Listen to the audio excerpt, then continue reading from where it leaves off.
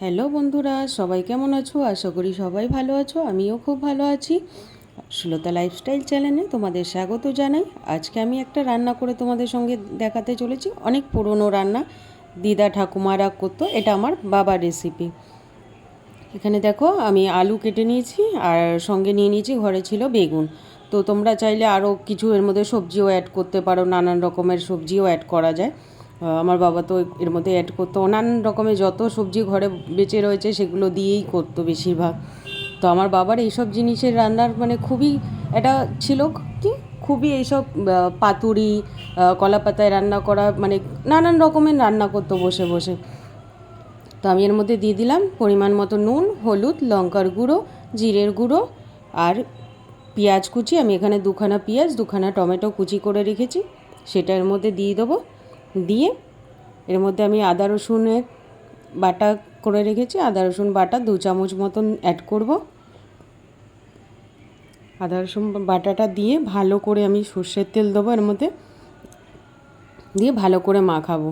আর এর মধ্যে একদম জল দেবে না, জল দিলে রান্নাটা ঝোলা ঝোলা টাইপের হয়ে যাবে। তো আমাদের জলের প্রয়োজন নেই, যেহেতু আমরা এটা একদম কম আঁচে রান্না করব। তো যেইটুকু আমাদের মশলা শিল ধুয়ে বা মিক্সি বাটি ধুয়ে যেই জলটুকু বেরোবে সেই সামান্য সেইটুকু জল অ্যাড করে এর মধ্যে আমি সরষের তেল বেশি করে দিয়ে ভালো করে এটাকে মাখিয়ে নেবো। মাখিয়ে নিয়ে তোমরা চাইলে একসঙ্গে মাছটাকেও মাখাতে পারো। আমি মাছটাকে পরে মাখালাম, যেহেতু মাছটা যাতে চটকে না যায় ওই জন্য মাছটা পরে দেবো। আগে এটাকে ভালো করে মশলাগুলোকে সবজির মধ্যে মাখিয়ে যাতে সবজির মধ্যে ভালো করে ঢুকে যায়, তার ওপর থেকে আমি ধুয়ে রেখেছি মাছটা, ঝুড়িতে জল ঝরাতে দিয়েছি, নুন মাখিয়ে রেখেছিলাম, সেটাকে এবার মাছটা দিয়ে দেবো, চুনো মাছটা দিয়ে এর মধ্যে ভালো করে মাখিয়ে নেবো। এইরকম তুমি ছোটো ছোটো অনেক ছোটো ছোটো ভোলা মাছ পাওয়া যায়, এই সেম রেসিপিতে একদম ভোলা মাছও রান্না করা যায়। খুবই টেস্ট লাগে, খুবই সুস্বাদু লাগে, আমার তো খুবই ভালো লাগে। এবার একটা তাওয়া আমি গরম করতে বসিয়ে দিয়েছি, তার উপর একটা আমি কলাপাতা দিয়ে দিলাম, দিয়ে আবার এই সাইড থেকেও আর একটা কলাপাতা দিয়ে দেবো, যাতে এই ঝোলটা না এদিক ওদিক গড়িয়ে তাওয়াতে বেরিয়ে যায়। তাওয়াটা এবার কলাপাতাটা একটু ভাপে গেলে দেখো কলাপাতাটা একটু নরম নরম হয়ে গেছে ভাপের জন্যে।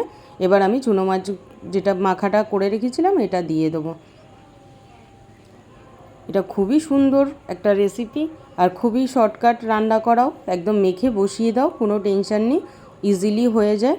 এটা আমার বাবা খুবই বানাতো আর আমার বাবার হাতের এই রেসিপিটা খেতে আমার তো খুবই ভালো লাগতো। আর ছোটো থেকে আমি খুবই ছোটো মাছ খেতাম না, কিন্তু এইভাবে রান্না করে দিলে আমার বাবার হাতে আমি খুবই ভালোবাসতাম। তাকে এরম করে ভালো করে রেখে তার ওপর থেকে আমি দুখানা কলা পাতা দিয়ে আর এটাকে আমি ঢাকা দিয়ে রেখে দিয়েছিলাম। দেখো এটা হতে একটু সময় লাগে, দেখো কী সুন্দর ভেপে গেছে আর জলটাও অতটা বেরোয়নি।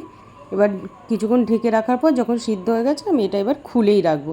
এবার অনেকক্ষণ পরে কিছুক্ষণ পরে দেখবো যখন হয়ে গেছে কিছুটা, আর এক পিঠটা এরকম থালার মধ্যে তাওয়াটা ধরে উল্টে তার নিচে একটা কলাপাতা দিয়ে আমি আবার কলাপাতাটা টেনে তাওয়ায় বসিয়ে দিলাম। আমাদের হয়ে গেল এদিকে রেডি মাছ পাতুরি।